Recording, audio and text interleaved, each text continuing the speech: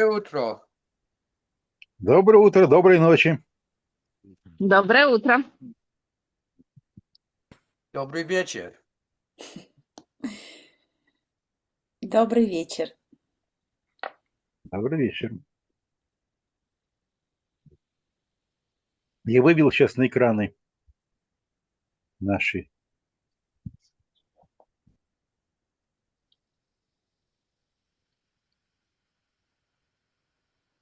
наш интернет.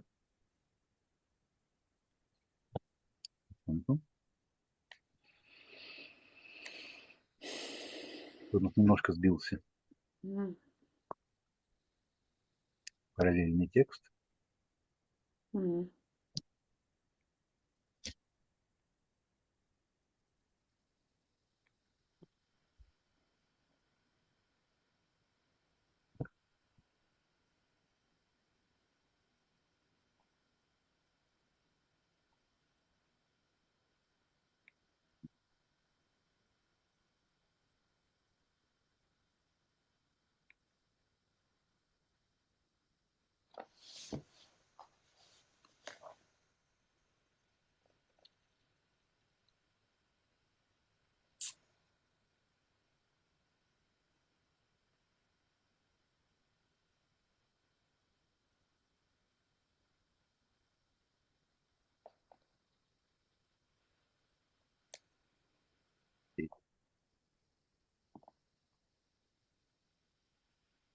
Эту Екатерине потом подправлю.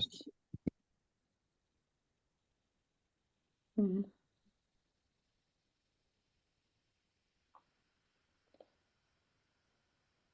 прошлый раз мы говорили,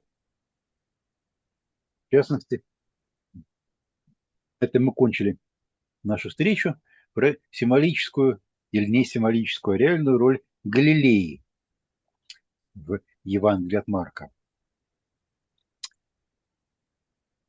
Кажется, может быть, не изменяет память, у некоторых из присутствующих вот про эту тему Галилеи, которая, мне кажется, настолько важна, и которая, вот, в частности, в работах Перрина и его школы фигурировала в их размышлении по Евангелию от Марка, были какие-то кого-то замечания. Am I right in remembering that some people had something to say about the role of Galilee in the Gospel of Mark? The discussion of the symbolic role of Galilee was the last item of our discussion a week ago.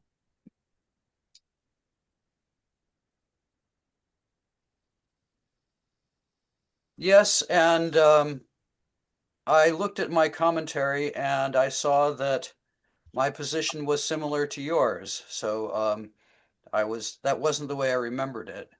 I mean, I think in general, Jesus has an easier time in Galilee than in Jerusalem.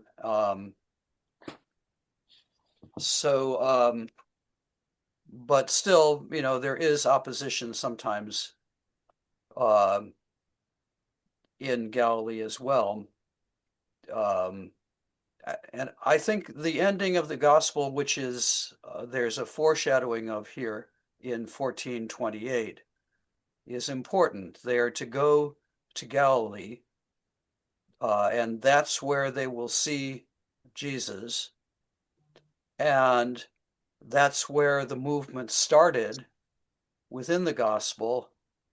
And then the movement is going to be renewed and rejuvenated in Galilee. So the whole thing will start all over again, but now with, Jesus in a different state, Jesus risen, and yet, still with the disciples.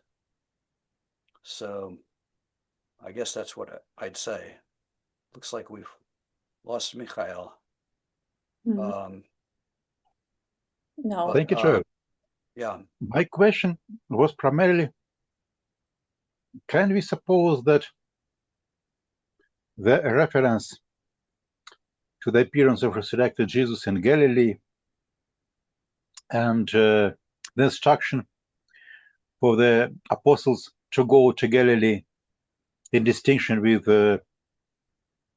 early Christianity in Jerusalem and apostles in Jerusalem, the setting of the early Christianity that we see in Luke and Acts.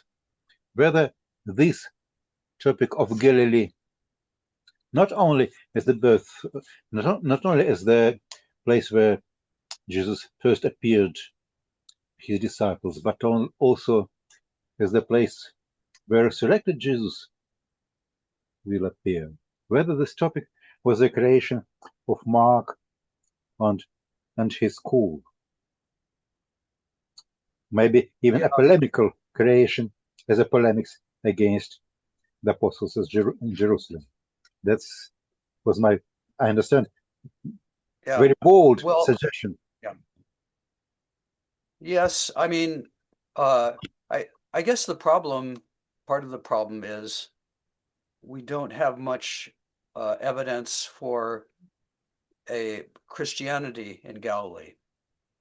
I mean, we do have evidence that the church started out in Jerusalem. We have that in the book of Acts, and we also have it in Paul's letters that, you know, he went up to Jerusalem to consult with Peter and James and John, the heads of the Jerusalem church.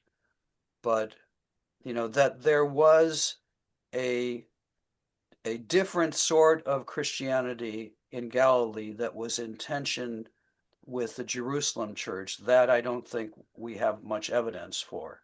I mean, there's certainly a polemic within the gospel. Well, there is a tension in the gospel about the portrayal of Jesus' 12 disciples. Mm-hmm. I mean, they, on the one hand, they do follow him. They're the ones who follow him, and they follow him to the end, though at the very end, they all run away. But that apparently is not the end of the story, because he's going to see them again in Galilee and apparently take them back, as is prophesied in the passage from Zechariah that's referred to here. There's going to be a scattering of the sheep, but then they will be regathered. If you look at the larger context of the passage from Zechariah. So what people have said, and what I'm a little bit suspicious about, but you appear to be more on the side of, is the view that the 12 disciples represent the Jerusalem church and the negative aspects of their portrayal, you know, the way that they misunderstand, which certainly is a stronger emphasis in this gospel than in any other. What I'm skeptical about, or I'm not convinced about, is that is meant as a polemic against the Jerusalem church, you know, represented by James and Peter, which was more conservative and than the putative Markan community. I'm convinced that there was tension between various factions within the church, a Pauline faction and a James and Peter faction, which was more oriented towards the Jewish law than Paul was. But I'm just not sure to what extent that maps onto the gospel, even though I've identified this gospel as a Pauline, within the Pauline sphere of influence. So I guess I'm halfway convinced, but not fully convinced of this sort of polemical reading of the gospel. Two things strike me when we approach the end of the Gospel of Mark. One thing is the absence of the disciples at the most important scene, the crucifixion. There were women there looking from afar, and then the women came to anoint the corpse of Jesus. I wanted to consult the texts of the Jewish milieu, whose obligation, whose responsibility was it primarily to anoint the corpse of the dead. But it seems to me that when we speak about male burial, it was primarily the task of some male persons who were close to the deceased one to look after the corpse. I think we can check this in the rabbinical writings. Maybe I'm wrong, but well, you might be wrong, but I'm not familiar with that. If you are right, yes, but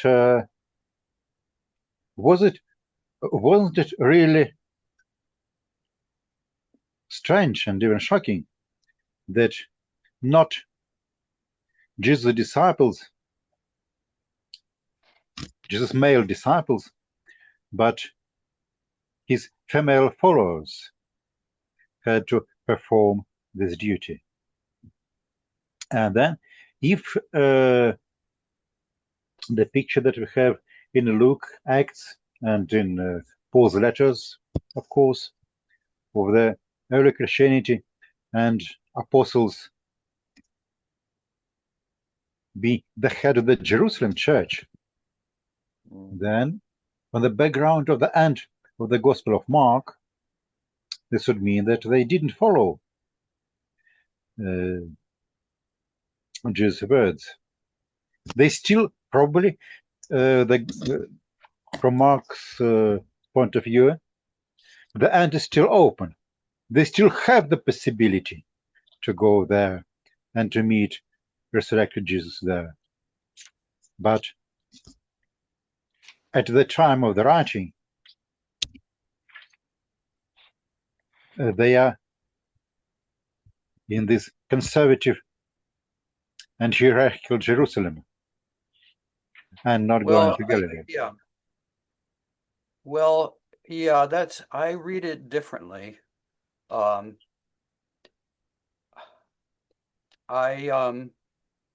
think, by the time Mark is written around 70, I think everybody would know that this meeting that Jesus prophesies in 1428 and that the angel repeats in 16:7 did take place.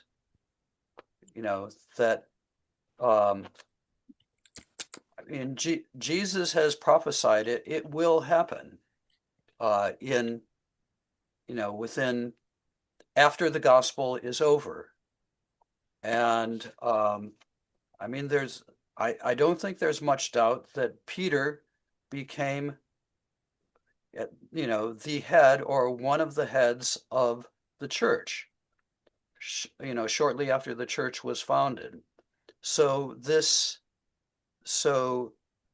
did happen, and the readers of the gospel would know that it happened, and therefore, and also because everything that Jesus prophesies comes true, I don't think that it's an open question whether the 12 disciples or the 11 disciples minus Judas will meet Jesus in Galilee.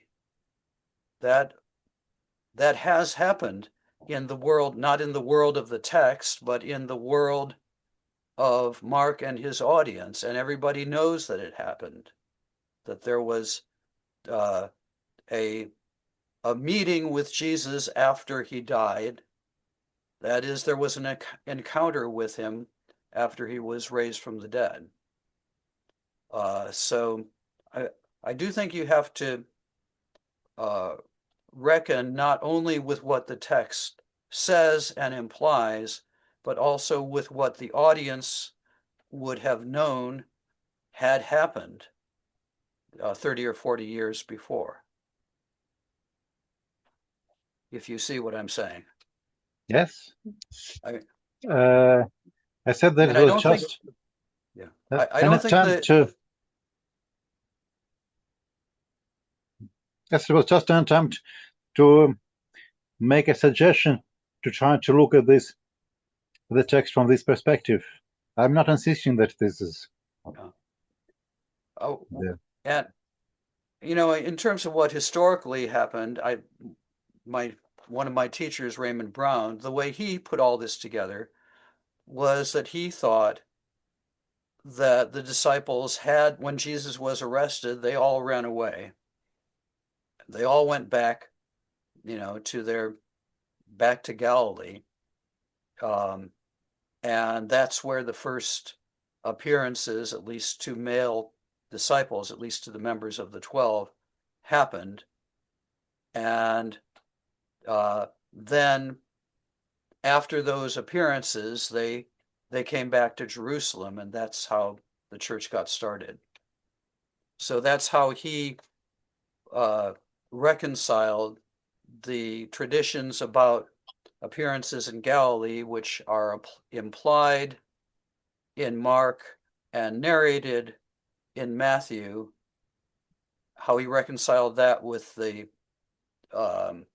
traditions about Jerusalem appearances in Luke and in John.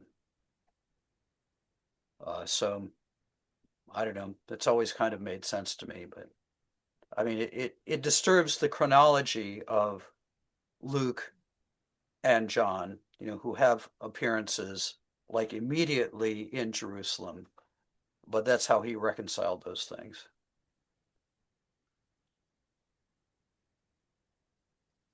But who knows?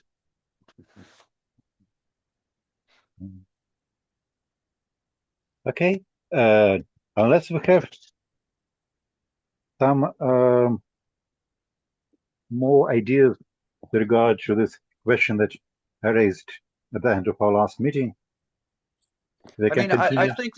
I think the strength of your argument is just the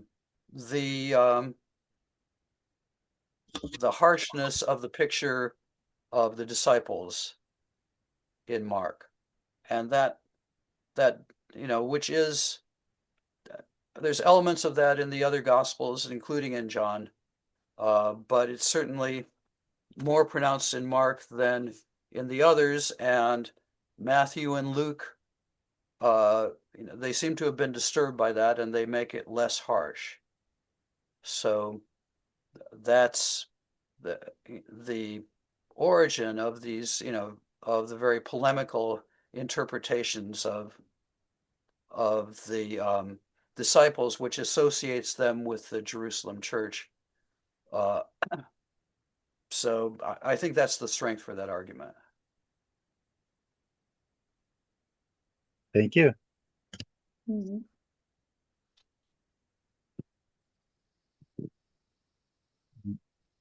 Any more questions or remarks on this topic? If not, then we have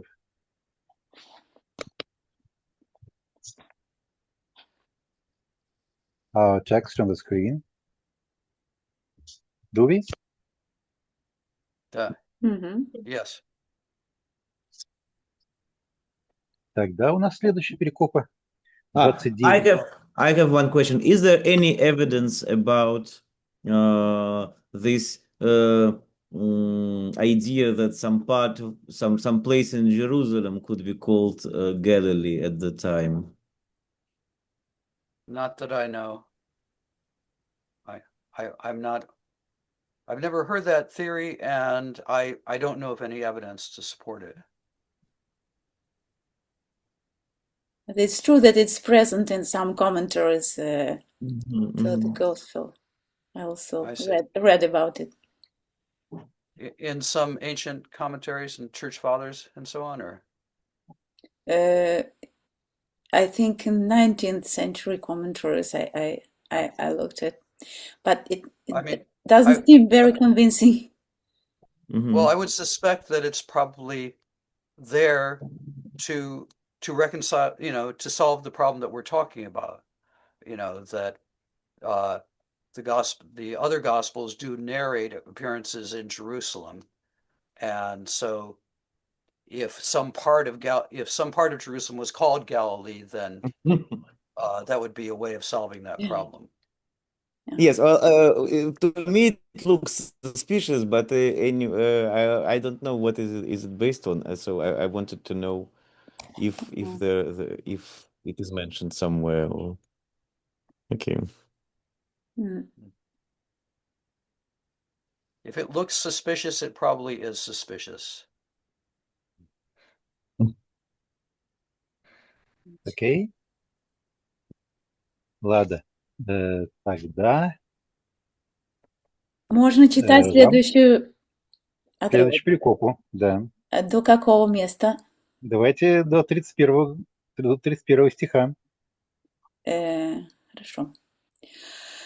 Hodi Petros efe auto, kai pantes scandalistesantai al uk ego, kai legi auto ho Iisus, amen legusoi, hotisiu semran tautete nikci, prin edis electrofonesai tris me aparnese.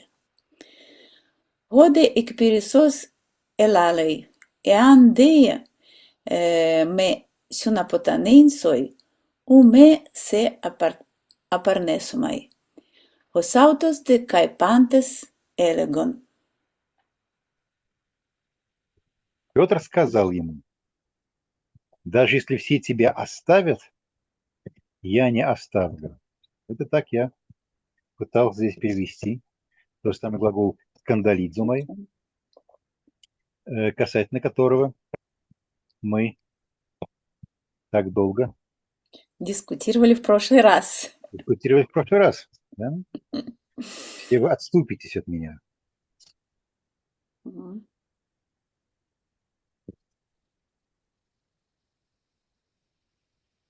Так.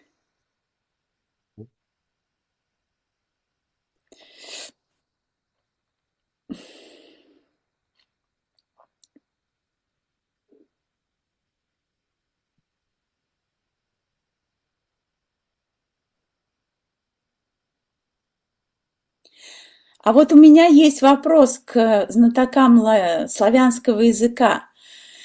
Поскольку скандалидзо часто переводится, но не часто, даже в большинстве случаев, если я правильно понимаю, хотя я специально не делала такой подробный поиск, но то, что как бы общее впечатление, переводится как «соблазниться о ком-то» или просто «соблазниться».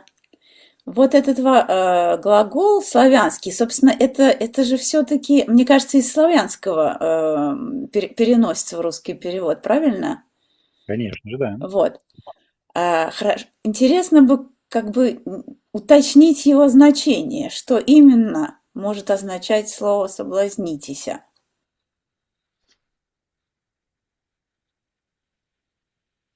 Я знаю, это связано с темой обмана. Быть обманутым, быть сбитым с пути, да. Ну, то есть в каком-то смысле заблуждаться, да? Вот, например, скандалидзе en авто – это заблуждаться по его поводу, например. Да. Ну вот, интересно, есть ли какие-то… Потому что в лампе скандалидзо уже есть значение, кроме оступиться, споткнуться, впасть в грех. ну, точнее, скандализа — это lead to the sin, то есть ввести в грех. Мгм. Все-таки ошибаться или впасть в грех — это не совсем, это не совсем одно и то же. Но это же, видимо, все-таки позднейшее развитие. Как Вот, раз вот, вот, это был мой, рассказывающее. да, это был мой вопрос. Вот интересно, в какой момент появляется вот это разделение, разграничение. Если оно уже здесь, в новозаветном тексте, или оно появляется позднее. Ну, я думаю, основываясь на Новом Завете, появится позже. Ну вот, если 29 стих мы как-то переделываем для большей гармонизации с тем переводом скандалидзумой, о котором мы говорили в прошлый раз, где что все отступятся, я не отступлюсь. Это Мгм. лучше настало или хуже по отношению к тому, что и было?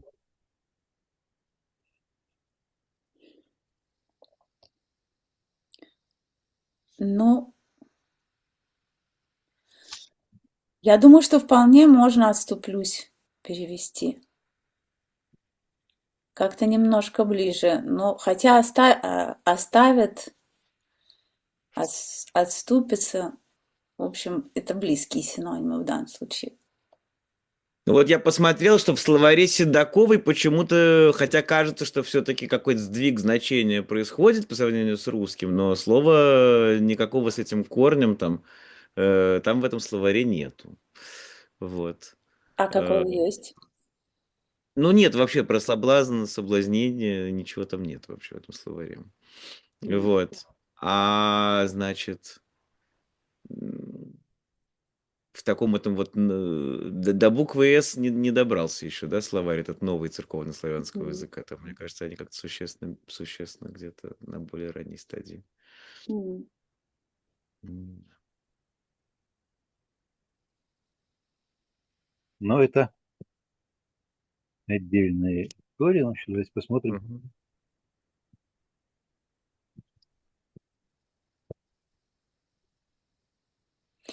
Но мне кажется, в данном случае «отступится» лучше перевести, чем «оставит». Именно сохраняя связь с этим вот первоначальным значением скандалидзу. Мгм.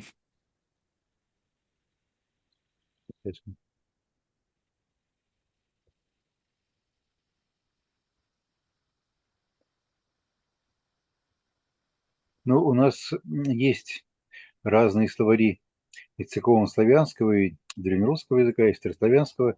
Просто сейчас не будем этим Ну да, да, это как. М. на это отвлекаться, но я могу посмотреть, мне тоже стало это интересно. Спасибо.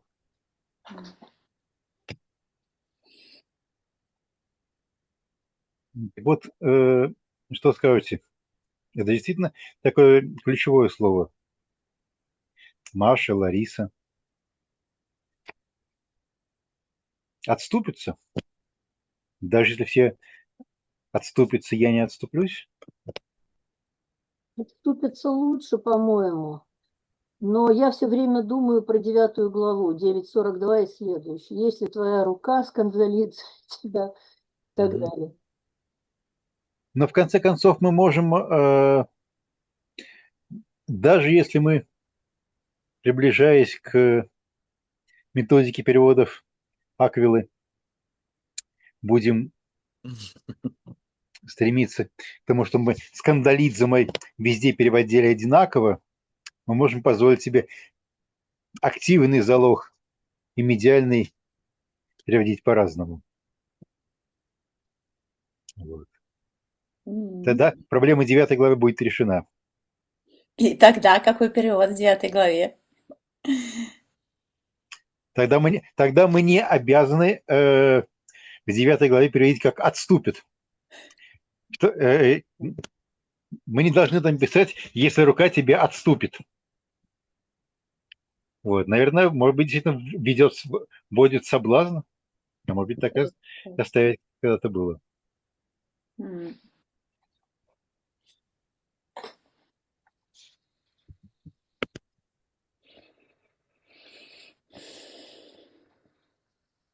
Все же таки, Ну, не знаю, все-таки, мне кажется, что оставят здесь, это все-таки как сужает, мне кажется, то, что здесь сказано. Ну, здесь все-таки, это, мне кажется, скорее все-таки, если бы переводить как оставят, то это получится, что мы, просто прочитав Евангелие и зная, что там на самом деле произошло, Ну да, мы как бы вот, ну что они сделали? Ну, они его оставили, но на самом деле здесь же, ну, нет, не совсем это сказано. Здесь, ну, как бы, они там как-то такое, значит, ошибутся по всему этому поводу, а выражаться это будет в том числе в том, что они его оставят. оставят. Но Да, может быть еще и в том, совершенно. что они подумают что-нибудь, может, они такие, ну, мы его оставим, потому что все-таки он не тот, за кого себя там выдавал, или, может быть, мы все-таки его оставим, потому что, ну, короче, это уже какой-то, Да. мне кажется, более Интер- широкий. Но это интерпретация, да. И вот это вот перевод, это больше интерпретация, действительно. хорошо, ладно, доберем ее. Вот. Иисус ответил, сказал, истинно говорю тебе, нынешней же ночью не успеет дважды пропеть петух, а ты уже трижды отречешься от меня. Но Сейчас. Петр оставил с еще большим жаром. Экперисос. Экперисос. Можно, конечно, сказать, что перевод экперисос как с еще большим жаром чуть-чуть делает картинку более картинной и более литературной, но я не знаю, а как бы вы здесь предложили перевести еще экперисос? Настойчиво говорил.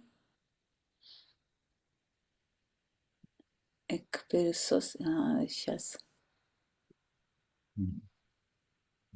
И Петр говорил еще настойчивее. Еще настойчивее, да. Но, строго говоря, даже не еще настойчивее. Сравнительная степень здесь, строго говоря, отсутствует, но, Ну, она присутствует но как бы в она семантике корня. присутствует, да, она по контексту, да, по Даже контексту. не по контексту, в Семантика семантике корня, корня. да, да, понимаю. Ну да, да, в семантике корня присутствует. Так что, наверное, можно. Не Еще знаю. больше настаивал, да?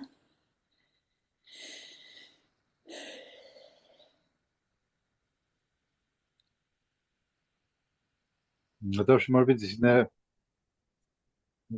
говорил еще настойчивее. Или говорил еще настойчивее. Ну да, как здесь как бы по фразе удобнее.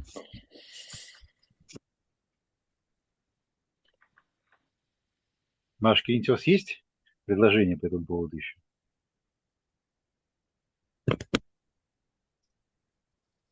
Да нет, мне кажется, хорошо. Говорил еще настойчивее, да? Мгм. Окей.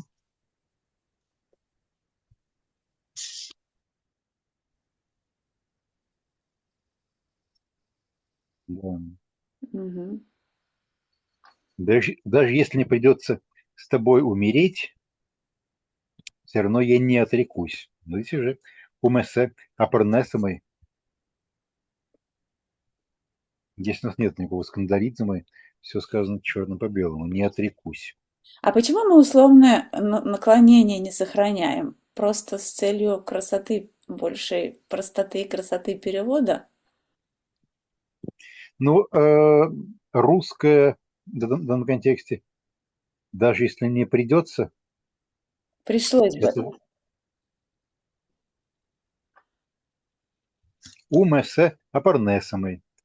Русское пришлось бы, тогда было бы несовместимо с футурум в аподосисе.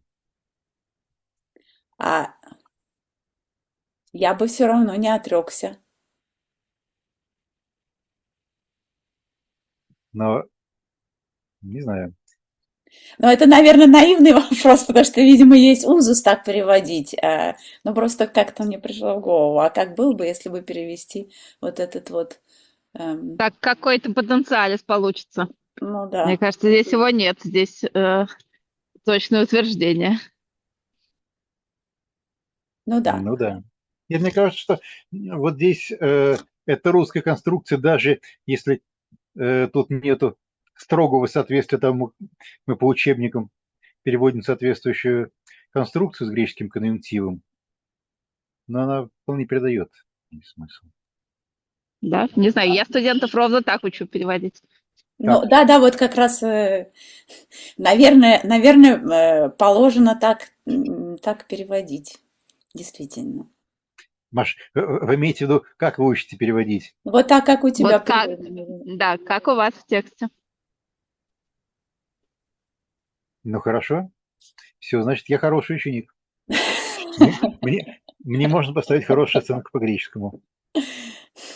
Вот. Так говорили и все остальные.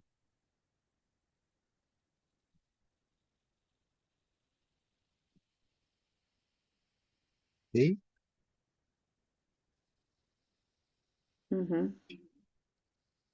Any remarks or Вот questions with regard to this pericope? Но меня интересуют две вещи в связи с этим, но, может быть, их имеет смысл обсуждать не здесь, а когда уже мы будем читать, собственно, эпизод отречения Петра. Зачем нам откладывать на завтра то, что можно спросить сегодня? Вдруг мы до завтрашнего дня не доживем с вами. Может быть, да, но с другой стороны. Вот, меня интересуют две вещи. Одна меня вещь, конечно, интересует, но, то есть, нет, в смысле перевода все понятно, а вот в смысле того, что здесь, так сказать, хотели написать, меня интересуют две вещи. Во-первых, мне интересно, конечно, все-таки сколько же, ну, где-то петух у кого-то поет дважды, у кого-то трижды. Есть ли какая-то на эту тему что-то интересное, значит, как вот, что же все-таки, из чего получилось, и вот, потому что... Мысли насчет дважды, трижды? Да, сколько раз ты отречешься, сколько раз запоет петух, вот это же там у разных евангелистов по-разному, и, по-моему, меня это всегда очень занимало, короче говоря. Я, честно говоря, не помню. Надо будет посмотреть. Joel, Father Need asks whether we have the same construction that we have here. Yes, in in other Mark, gospels, Gospels. how many times the cook crows, Yeah, how yeah. many times, so Before the cock Да, это crows действительно twice. отличается Что? в разных Это действительно по-разному в разных Евангелиях. Yeah, yeah.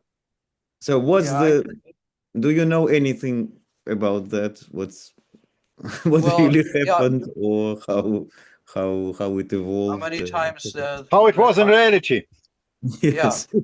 Well, first of all, I wasn't there, but I mean, I would say this is very memorable, you know, that before the rooster crows, two times you will deny me three times. I think it's more memorable than if he had said before it crows three times you will deny me three. You know, it's just the variation is interesting and it makes it more memorable. I think the other gospels do retain those two numbers. I'm just looking.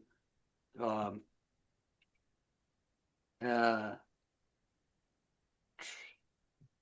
well, let's see. In Luke, Это, по-моему, в других Евангелиях петух поет только один раз. in Luke it just says, yeah, he doesn't have the two times. He just says, before the cock crows, you will deny me three times.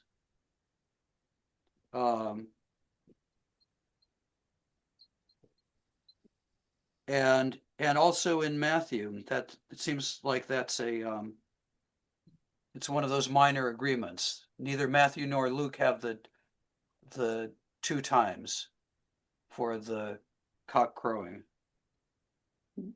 So that's interesting. Мгм. I guess they thought, you know, it wasn't necessary really. That the important thing was that Peter would deny him three times. So another thing, mhm. No. Go ahead, yeah. No.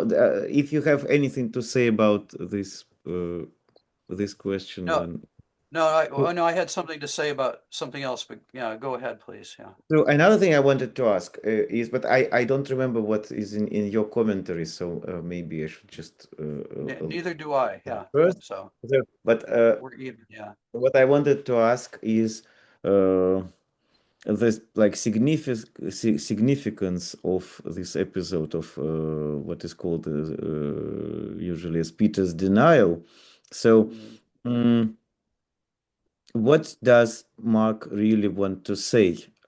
Because there are different ways of looking at this episode. One way is that he says that, well, I'm ready to die for you, but then he's afraid, and so he says, I don't know this man, etc., etc. There is another way of reading that is that he is on a mission, so he wants to save Jesus, and therefore he says that he works undercover. So he says, I don't know this man because he wants to stay there. He doesn't want to be Arrested. so he does want to be arrested because he wants to save Jesus from what happens. And and there is probably a third way of reading that is that it's written not only about this historic episode, but it's written about persecutions that probably this community who were the first readers of Mark are facing. And so it gives some, I don't know, moral code or some it raises the question of the boundaries, what is acceptable and what is not acceptable in face of persecutions. So, for example, do I have to go on the street and say I am a Christian or not, or do I when someone puts me like the direct question, are you the disciple of this man, should I say yes or no, etc., if I want to save my life? So because I remember that Father Ilya Shmain, he very strongly defended the idea that it wasn't a denial, that Peter was saying that he doesn't know this man because he wanted to save him. Yes. I mean, And so he yeah. cried not because he became not because he thought that he became a traitor, but because he saw that well, Jesus predicted all that, and then it means that the rest of the things that he predicted is true, and that he's really going to die, and so he cried for that. But I don't. So, do you have any ideas of what Mark really wanted to say, describing this this episode? Well, I guess I'm skeptical of this second explanation that your source advances. It seems to me that it's an explanation that is designed to make Peter's sin not so grave.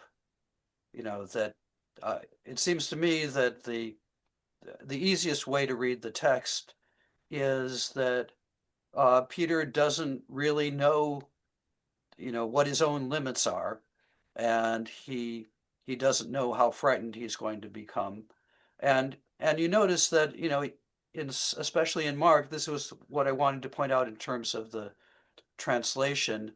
I mean, what Peter says in verse 29 is a bit awkward, especially the Allah, al-uk ego. And the other gospels get rid of that al, but he's drawing a sharp contrast. Even if everybody else denies you, I won't.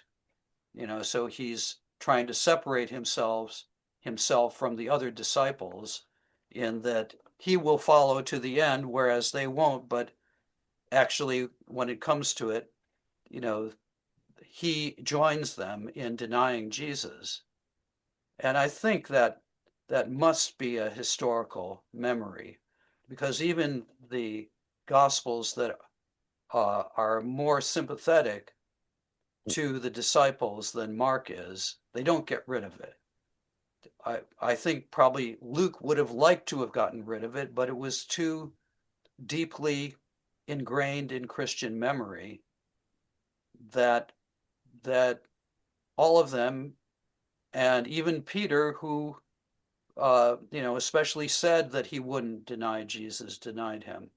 And when we get to the actual passage about Peter denying Jesus, which this points forward to, I think we'll see that the language that is used is the same language that was used, 30 years later or so for Christians denying Jesus and swearing an oath to the emperor instead of to Jesus. And so I think you're right that this passage and the passage where Peter denies Jesus would have reverberated with the hearers, and they may very well have thought of situations in their own time when Christians, were confronted, are you with this guy or not? And they could either deny that they were with him and thereby perhaps save their lives, or say that they were with him and perhaps lose their lives. I mean, that evidence is from the early 2nd century, but a lot of people have read it back into, this passage written maybe 30 years before. But I mean, I don't think that this, I don't, reading, and sort of undercover Peter's attempt to, not get arrested so that he can free Jesus. That's reading an awful lot into it, and it reminds me of other interpretations that want to say that Judas, was actually on Jesus' side, and that he also was trying to protect Jesus, and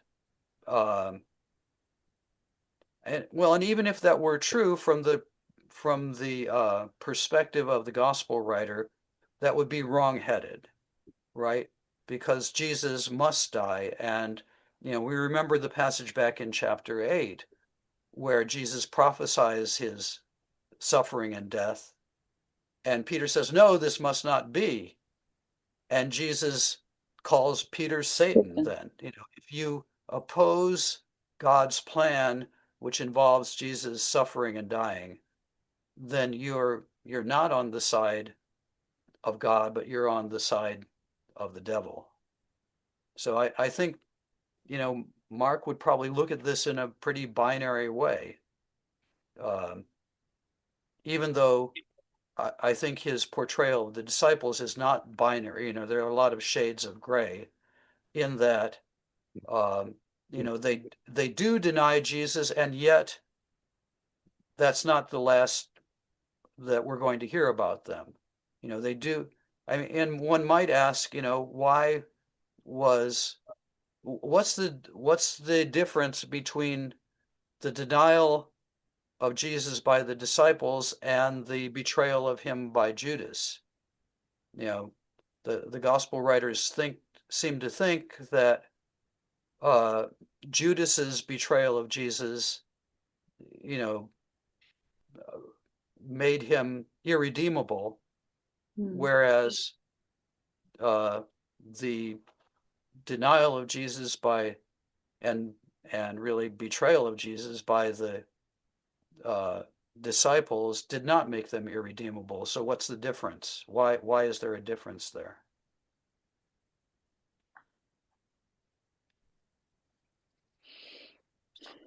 So yeah, I don't know. Do you want to defend the undercover agent interpretation? Well, I mean, what in the text suggests that that's why that's how he is. That's his motivation. Would be my question.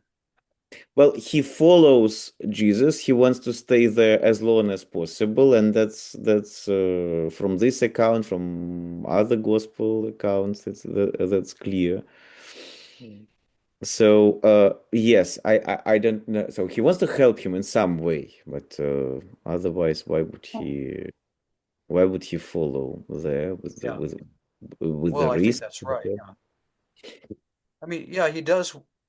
That's right. And but there's a discrepancy between what he says, you know, that I will follow you, even Mm-hmm. by implication to the death, and Mm-hmm. then what he does when, it actually happens.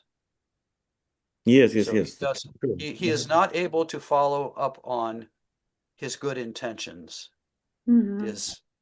is the way I'd read it. And I think that's the easiest way Mm-hmm. of Mm-hmm. reading it on a human level. But I mean, I think there is always a desire by Christians to see, their leaders, those who become their leaders, as saintly. And and so and it's just like, Jewish readers of the Old Testament and some Mm-hmm. Christian readers, things like Abraham denying that Sarah is his wife. And the rabbis, when they read those, they came up with all sorts of interpretations that made that apparent moral failing not a moral failing. So I do think there's a tendency, and you can see this in the development of the Gospels from Mark to the later Gospels. They make, especially Luke, makes the disciples' actions not as bad as they are in Mark, so that there is a temptation and a tendency towards hagiography in, Well, you know, yes, I agree that this tendency is very common and obvious. But I think that no, what Father Ilya, I think no, I think that he had a completely different motivation because he had no problems with saying that the actions of the disciples were not ideal in the other cases. But I think that here maybe it was something from his, I don't know, maybe it reminded him of some questions of uh, regarding the uh, uh, possible and acceptable behavior in like Soviet circumstances. So he was a prisoner of Gulag, and yeah, he faced interrogations, etc. So what is yeah, acceptable to say or not to say in order to for some for some good. So for in order to try to save someone, or so is it possible to lie or not, and etc. So I think yeah, that maybe it reminded him of this like moral yeah. question. Well, and yeah, and these texts do come into play when, in later centuries when Christians were facing persecution. Mhm. So they, um, I mean, there's always a desire to see the Gospels as illuminating our own situation and maybe to find, uh, you know, um gray areas within the Gospels when situations of persecution arise. So that would, um, yeah, that seems very plausible to me.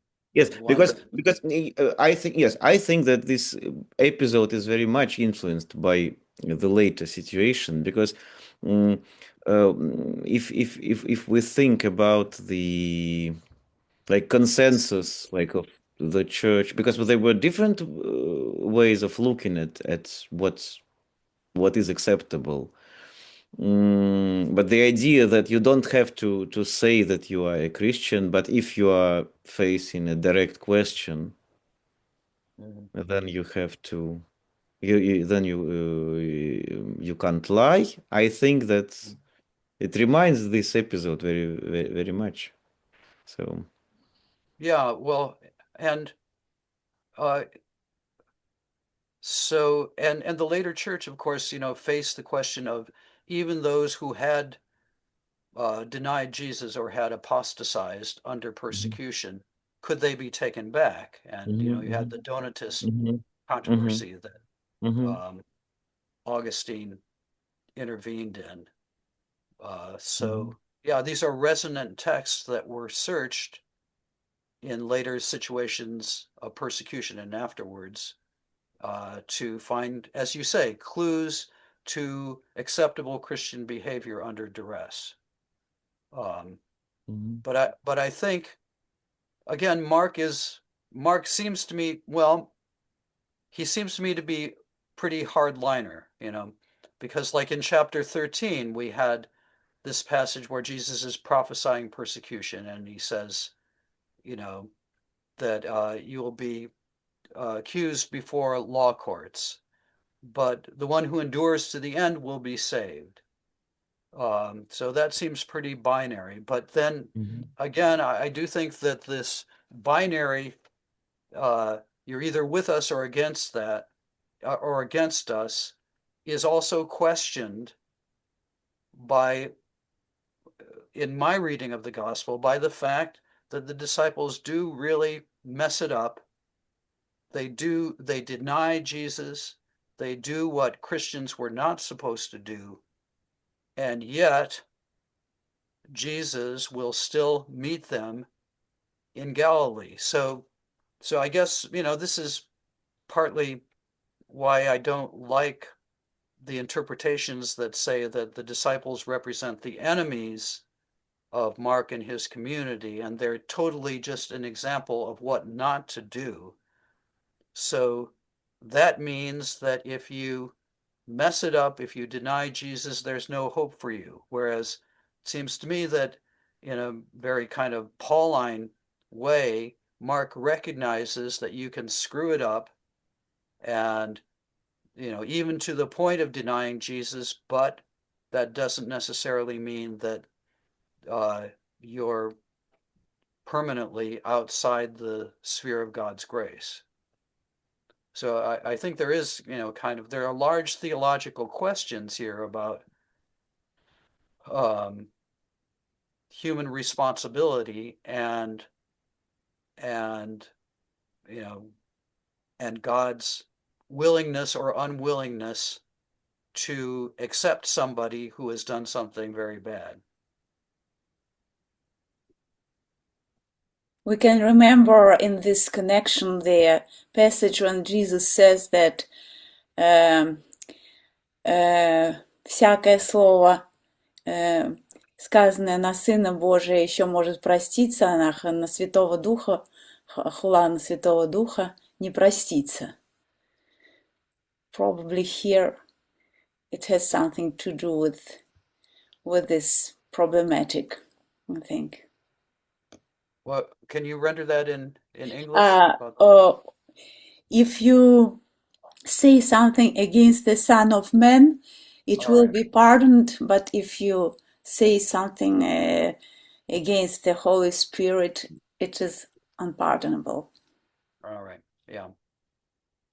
Yeah. Well, and a lot of Christians then try to decide later what is the sin against the Holy Spirit. Because, that's a strange passage, because it seems to say that a sin against Jesus is not as important as some other sin against the Holy Spirit. But luckily, that's not in our gospel, so yeah, we don't have to deal with it.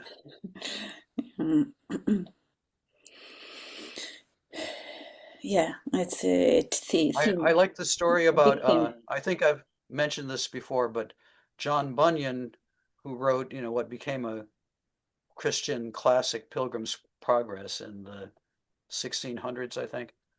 Um, he in his autobiography,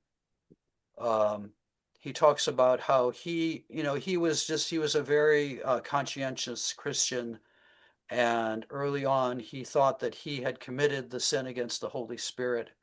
You know, he just wasn't zealous enough, and he went and he talked to an elder in his church, and they had this long conversation, and he explained to him why he thought that he had committed the sin against the Holy Ghost.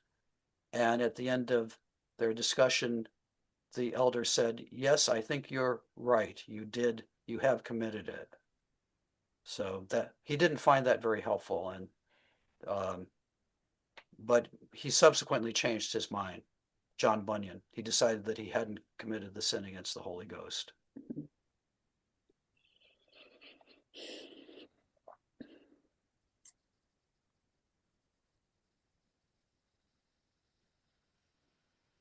Thank you, Joel.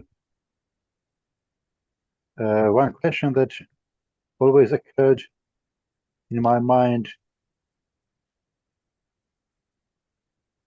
Do you see me? Do you hear me? Yes, yes. Yes, yeah. Okay. That always occurred in my mind while looking and reading these passages is the possible connection between this image of the cock that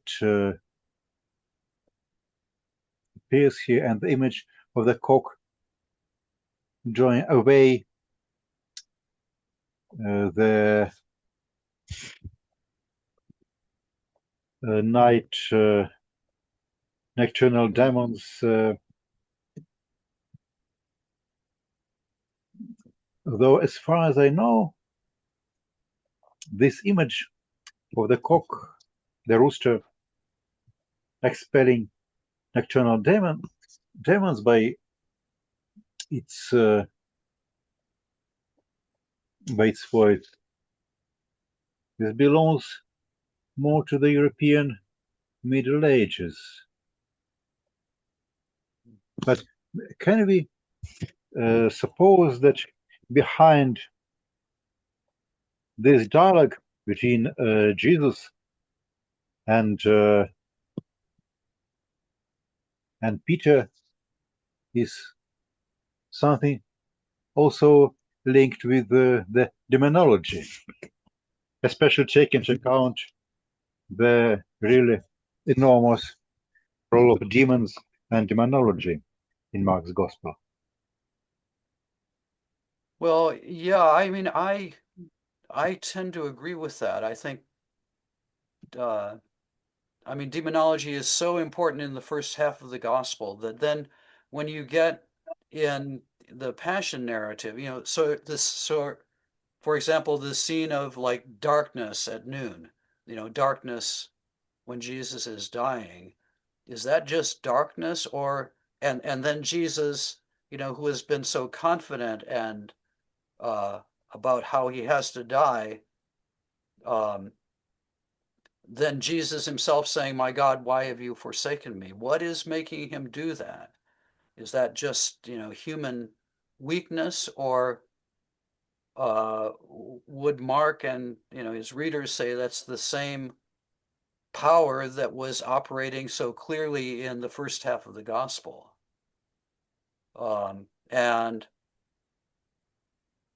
But yeah, and so, when Peter denies Jesus and then the cock crows, I mean, it's a sign that the day is dawning, right? That day is coming soon. But the paradox of the gospel is that day comes through darkness. It comes through the most horrible thing that you can imagine, which is the Messiah dying.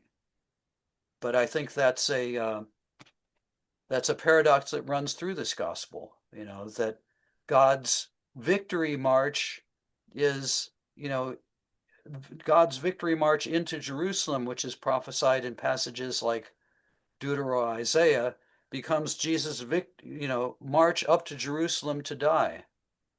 So I think Mark is constantly working with those sorts of reversals. And I do think I would interpret Jesus' last cry in this gospel as demonic or influenced by demons. He really does feel cut off in the same way that the demoniacs do. And as a matter of fact, when we get to, he cries out with a loud voice before he dies. The only ones who cry out with a loud voice earlier in the gospel are the demoniacs. So I think it's a pretty radical, picture of Jesus being linked with the human condition of God-forsakenness and even demonization. Yeah, but my question was about, let me say, more technical matters. We have seen that in some scenes of Jesus healing, for example, the blind man, Mark explicitly uses refers to techniques and images that were common with exorcists of that time. Yeah. And probably was influenced by some knowledge about exorcism and how demons behave themselves and how an exorcist should behave himself with regard to demons. With this image of something very bad, very dark, that is to happen before the rooster cries. Yeah. Can we see behind this also some kind of acquaintance of Mark or his source with the specific demonological knowledge of the time that we independently have, for example, in European image of the cock?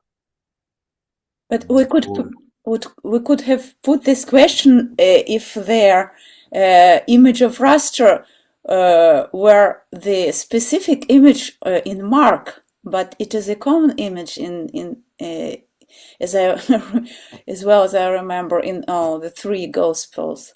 So yes. I think it's just due to the fact that it described some real words of Christ. That's what he said. I think. But what's the connection of the cock with demonology and these European traditions that you're talking about? The demons have some power in this world, and have some power over human beings until the night ends, which is symbolized by the rooster's cry. Yeah. Okay. So it's like vampires and things that they go away when the cock crows. Yes, but I think yes, and then I think it's very difficult to distinguish between the cock being just a sign of the boundary between the night and the day, and him being some agent that like actively expels this demonic power by his cry and by his song, whatever. Yeah, it's interesting. I never thought of it. Though, I mean, I have There to is a, say, when I hear a rooster, it does. There's something like kind of numinous about it. It's. I mean, it really gets your attention.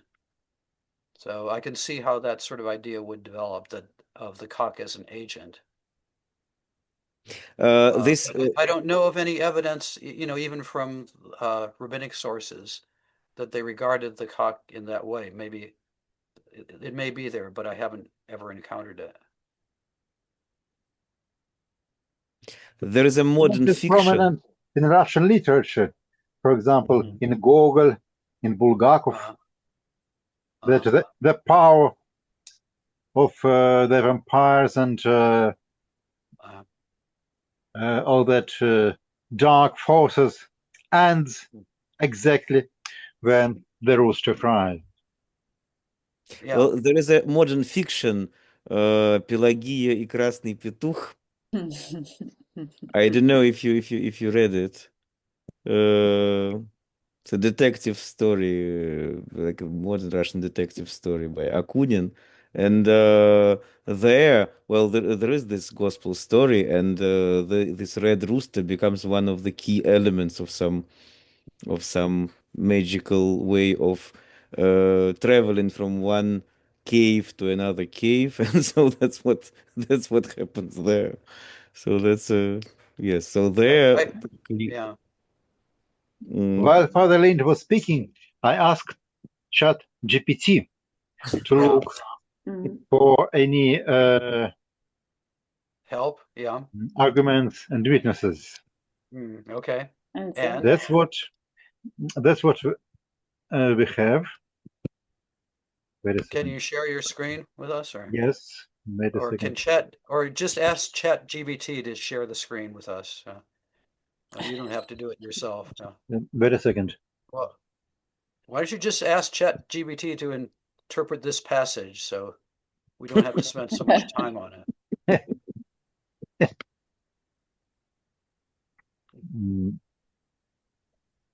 Sorry.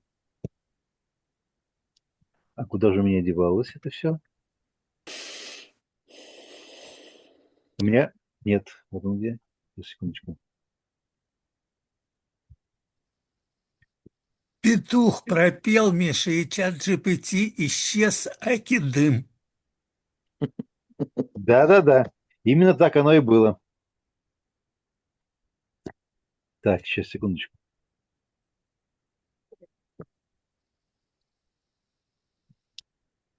Нет, у меня чат GPT на экране остается, но почему-то... вот, все вижу. Кажется... Well, while you're doing that, I have to say, though, that it doesn't really work that well with Mark, because after the cock crows, the darkness still is gathering. It's getting worse, and the darkest point isn't for another chapter or so until, Jesus' death. So this is not a very effectual cock crowing. Doesn't get rid of the darkness. Yes. Okay. Just for fun.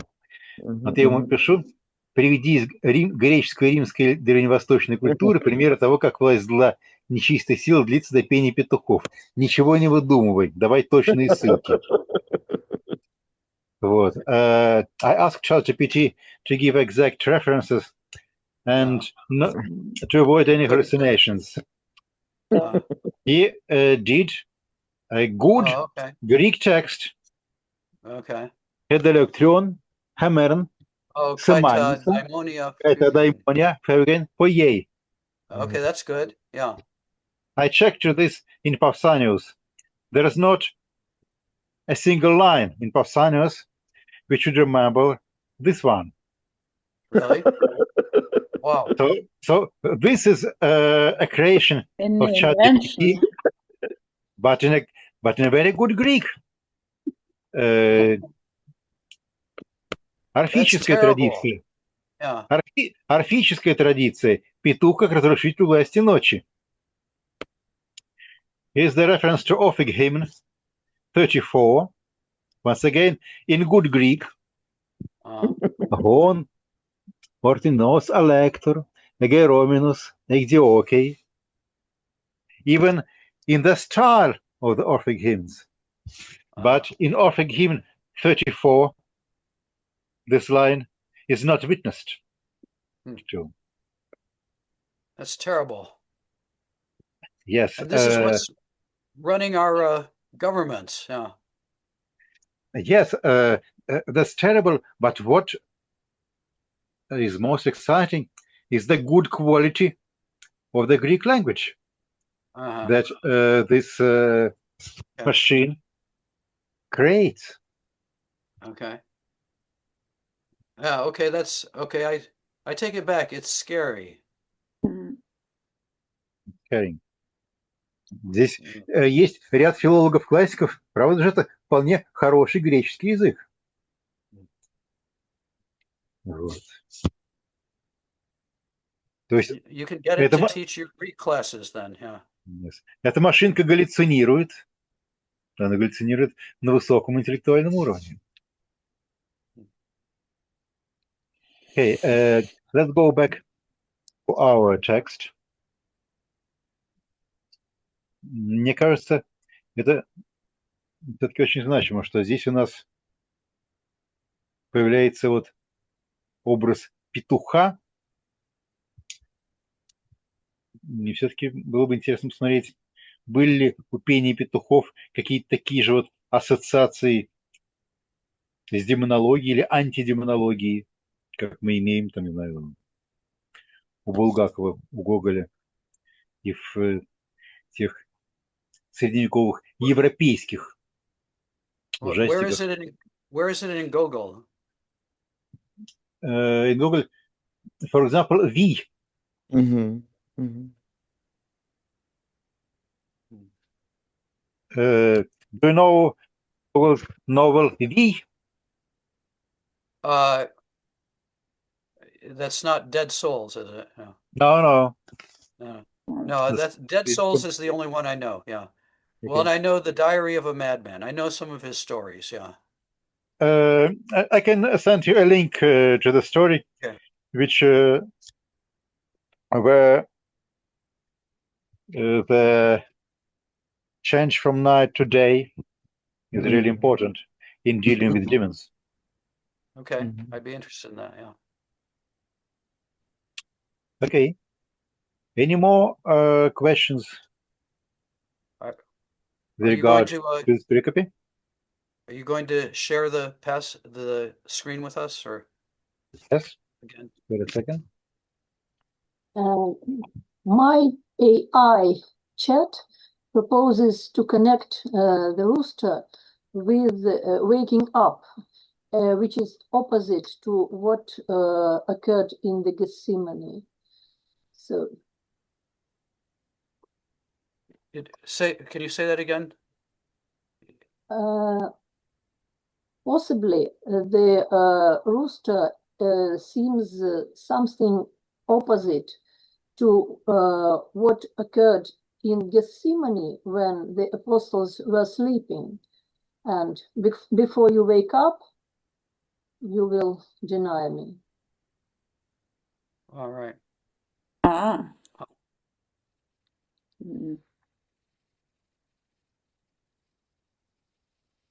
Yeah, it's interesting in Gethsemane.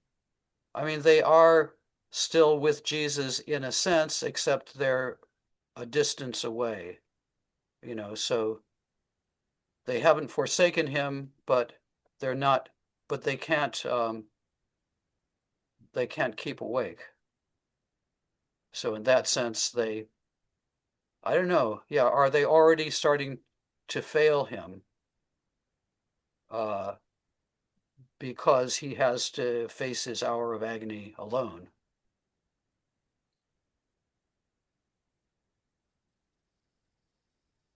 Is that the sort of thing you're talking about, Larissa? Or?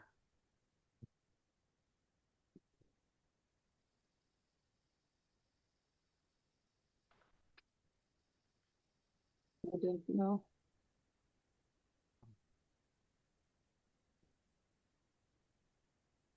Лариса, вы согласны?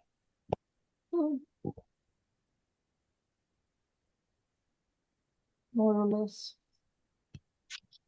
Okay.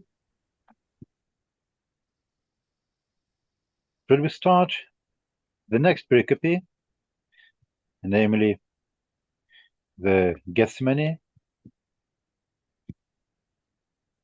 Or we should postpone it till our next meeting, since our time is almost over. I think so. Good idea. Okay, so we meet in 1 week's time, next Thursday, and we deal with the I'm going Gethsemane. I'm going to check in Ginsburg's Legends of the Jews about he has this wonderful index. So I'm just going to see if cock or rooster is there and see if there's anything in the rabbis that suggests, that roosters are an anti-demonological instrument. I'll report to you next time. Well, a rooster is Thank you. very in later Jewish legends. I think it's a very important character, and also in and because of that, it becomes very important character in Chagall's paintings. Yes, he Well, has yeah, okay. this Yeah. rooster everywhere, and I think Yeah. Olga Mirson had some. She wrote something about this rooster, and in Chagall's paintings and in the Gospel. I remember that it was something very interesting, but I don't remember what it was. Yeah, the rooster in Chagall's paintings, there's something mystical about it. But yeah, no, that's interesting. Okay, let's research the rooster more. Okay, thank you. Okay, thank you. До скорого. До скорого. Thank you very much. Cheerio. Yes. Если кто-то хочет посмеяться, могу прочитать несколько строчек, Прочтите, пожалуйста. если есть пара минут. Да, Как конечно. отзываются...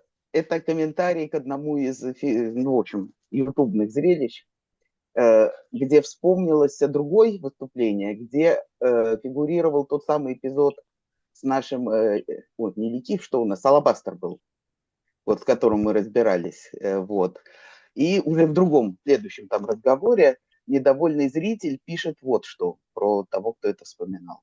Лживо и манипулятивно поведал эпизод из Евангелия от Иоанна, в котором Иоанн абсолютно голословно и бессмысленно назвал Иуду вором, как бы отменив этим законные вопросы Иуды.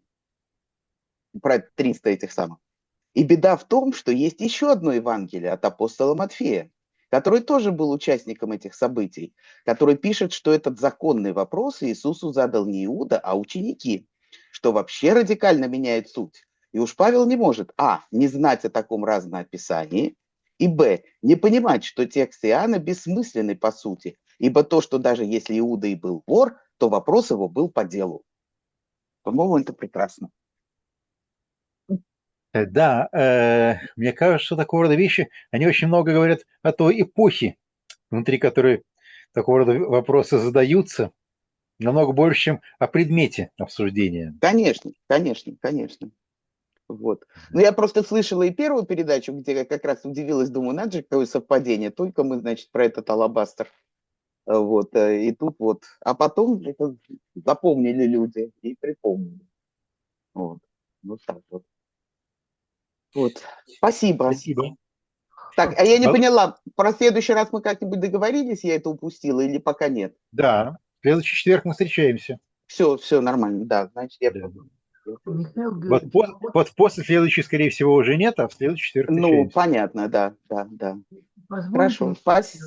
а вот в Конечно. чате есть варианты. Простите? Михаил Георгиевич, вот в чате есть несколько вариантов, варианты для перевода. В чате. Да, я не заметил, не посмотрел. Может, Петр упорно твердил или просто настаивал? Нет, мне кажется, упорно твердил это как-то уж слишком круто. Давайте, вот, настаивал и говорился настойчивее, настаивал. Но только не упорно твердил. Ну, если уже упорно твердил, то тогда уперся. Уперся Да, Петр и говорит. да. Володь, кстати, я рад, что ты здесь. Потом созвонимся еще. Да, я как раз хотел тебе когда? Давай через полчасика, Миш, я тебе Давай, позвоню. давай через полчасика. Замечательно. Тогда без гляй.